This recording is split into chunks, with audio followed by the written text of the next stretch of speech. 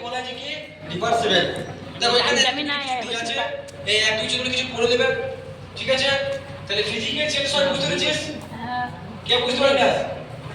আমি physical change বুঝতে পেরেছিস? ফিজিক্যাল চেঞ্জ বলছে ভৌত পরিবর্তন হচ্ছে এমন একটা পরিবর্তন যেখানে মেন পদার্থটা পরিবর্তন হবে না, কিন্তু তাদের শেপ, আকার, সাইজ, অবস্থার পরিবর্তন হতে পারে।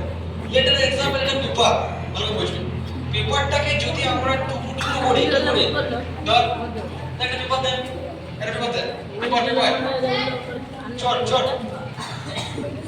একটা পেপার দেন, ধর কতক্ষণ ধরে ভিডিও করছিস ওটা ফোন দে তো মানে এটা একটা কি পেপার, এটা কি পেপার। তাহলে আমরা এটা জানবো যে ফিজিক্যাল চেঞ্জ অর্থাৎ ভৌত পরিবর্তন। দেখো এটা একটা পেপার, পেপার তো এবার পেপারটাকে যখন আমরা এটা এর উপরে ভাঁজ করলাম, কি করলাম, এটাকে চারভাগে ভাঁজ করলাম। ভাঁজ করার পরে কি হলো, এটা কি পেপার থাকলো কি থাকলো না, থাকলো।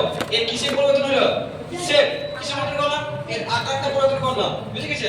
যদি এটাকে আমরা ছিঁড়ে দিই কি হবে, কি হবে, যদি ছিঁড়ে দিলে কি হবে, এটার আকার পরিবর্তন হবে। তাহলে ফিজিক্যাল চেঞ্জ এমন একটা পরিবর্তন যে মেন সাবস্ট্রেটটা একই থাকবে, ইয়েস অর নো? মেন সাবস্ট্রেটটা একই থাকবে কিন্তু এর যে প্রধান উপাদান সেটা কিন্তু পরিবর্তন হবে না, বুঝে গেছে? ফিজিক্যাল চেঞ্জ হচ্ছে কি তোমার টেম্পোরারি, অস্থায়ী, এর কোনো স্থায়িত্ব নাই। মানে এটা কি যায়, এই কাগজটা কিন্তু কাগজ হয়ে গেল, কিন্তু যদি আমরা আঠা দিয়ে লাগাই তাহলে কি যাবে, আবার কিন্তু কাগজ হয়ে যেতে পারে, ইয়েস অর নো?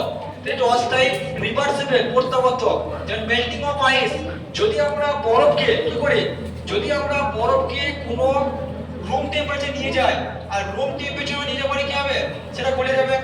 সেই গলে যাওয়া বরফকে যদি আমরা কি করি যে আবার যদি আমরা ফ্রিজিং করি তাহলে কি হবে, বরফ হয়ে যাবে। এটা কি হচ্ছে রিভার্সিবল, বুঝা গেল? বুঝতে পেরেছিস? ফিজিক্যাল চেঞ্জটা বুঝতে পেরেছিস?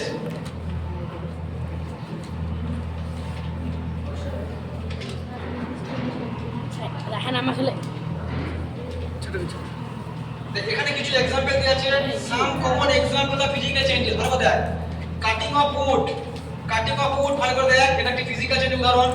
ব্রেকিং অফ গ্লাস, যদি আমরা গ্লাসকে ভেঙে দিই কি হবে, যদি আমরা একটা গ্লাসকে নিচে ফেলে দিই তাহলে কি হবে, গ্লাসটা ভেঙে যাবে, কিন্তু গ্লাসের মেন পদার্থটা কি রূপান্তরিত হবে, হবে কি হবে না, ওইটা ওই থাকবে।